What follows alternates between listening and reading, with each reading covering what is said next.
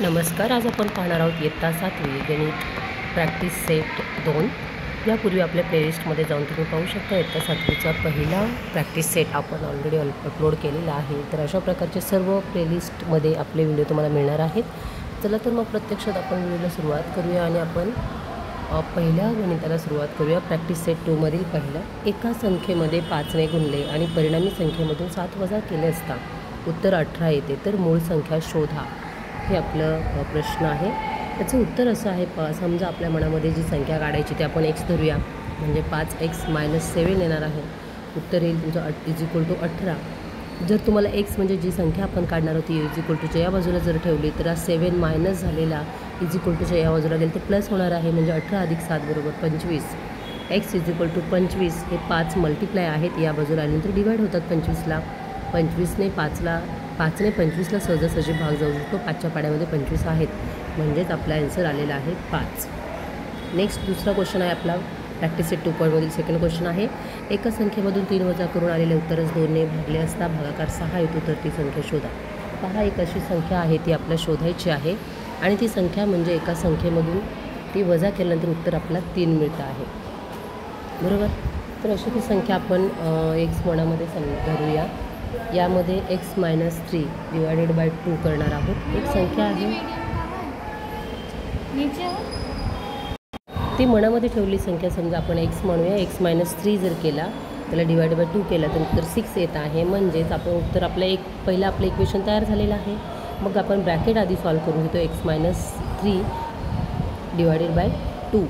तर आपण काय करणार, 2 हा डिवाइड आहे इकडे, या बाजूला गेल्यानंतर मल्टिप्लाय होणार आहे. 6 × 2 = 12 येणार आहे आन्सर. x = 12 + 3 = 15, म्हणून ते आन्सर 15 आहे.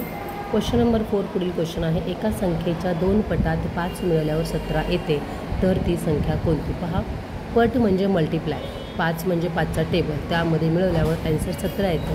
म्हणजेच ती जी संख्या आहे ती आपण आपल्या मनामध्ये धरूया. जशी की 2x असेल, त्याच्यामध्ये +5 मिळवले तर त्याचं उत्तर 17 येणार आहे. म्हणजे 2x = 17 मायनस या बाजूला 5 करूया आपण, आन्सर येतं 12. तर x 2ला डिवाईड होणार आहे, या बाजूला आपण काय करणार, 12 ÷ 2 म्हणजे 6, म्हणून ती संख्या आपली 6 × 2 = 12, म्हणून आपला आन्सर येत आहे 6. पुढील आन्सर आहे आपलं, एका संख्येच्या चौपटीतून 8 वजा केल्यानंतर आपल्याला 20 उत्तर मिळते, तर ती संख्या कोणती. 20 पट म्हटलं आपण लक्षात ठेवायचे, पट म्हणजे मल्टिप्लाय किंवा त्याचा टेबल. आता एक संख्या अशी आहे की तिची 4 पट आपण संख्या घेणार आहोत, म्हणजेच काय घेणार आहोत, 4x घेणार आहोत. x म्हणजे आपण कुठलीही एक संख्या मनामध्ये ठेवणार आहोत, तर त्याची 4 पट किती होईल, 4x - 8 करायचे आहेत. मग आपलं उत्तर किती मिळते, 20. तर हे आपलं इक्वेशन तयार झालेलं आहे.